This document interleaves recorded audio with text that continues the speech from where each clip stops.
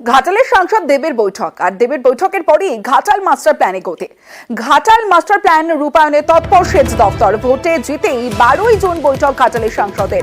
আজ সরেজমিনে দাসপুরে সেচ দফতরের আধিকারিকরা ঘাটালে বন্যার জলের চাপ কমাতে দাসপুরের 2 খালে নজর, চন্দেশ্বর ও শোলাটোপা খালকে গভীর করতে খননের ব্লুপ্রিন্ট।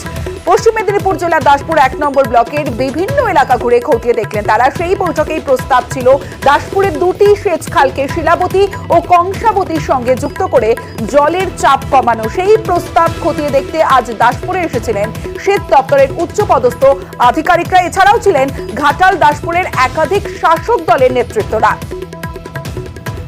আজকে চিফ ইঞ্জিনিয়ার এবং পশ্চিমাঞ্চল জোনের যিনি ইঞ্জিনিয়ার আছেন ওনারা এসেছেন। কারণটা হলো যে ঘাটাল মাস্টার প্ল্যান, যেটা ভোটের আগে এমপি সাহেব দীপক অধিকারী যে কথা দিয়েছিলেন, সেই সঙ্গে মুখ্যমন্ত্রী এবং অভিষেক ব্যানার্জি বলেছিলেন যে ঘাটাল মাস্টার প্ল্যান কেন্দ্র টাকা না দিলেও রাজ্য সরকারই এটা বাস্তবায়িত করবে। তারই প্রথম ধাপ হিসাবে আজকে ওনারা এসেছেন এবং সার্ভের প্রক্রিয়া শুরু হবে। জাস্ট ওনারা দেখতে এসেছেন। সকলের উপস্থিতিতেই আমরা খোঁজখবর নিয়ে দেখছি যে খালটা কোনখান দিয়ে কাটা হবে, কতটা জায়গা আমাদের অধিগ্রহণ করতে হবে এবং কোন কোন এলাকা সরকারি খাস আছে সেখান থেকে নিয়ে যাওয়া যায় কিনা, এবং সেই সঙ্গে কতটা পরিমাণ জায়গা আমাদের শিলাবতীকে ড্রেজিং করতে হবে, সেই ব্যাপারে প্রাথমিক আলোচনা চলছে। তাই আমরা উপস্থিত আছি।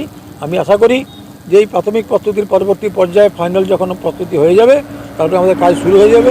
ধীরে ধীরে কাজটা শুরু হলে অন্তত দীর্ঘদিনে যে অভিশাপ বন্যা থেকে আমরা মুক্ত হতে পারবো এই আশা আমরা রাখি।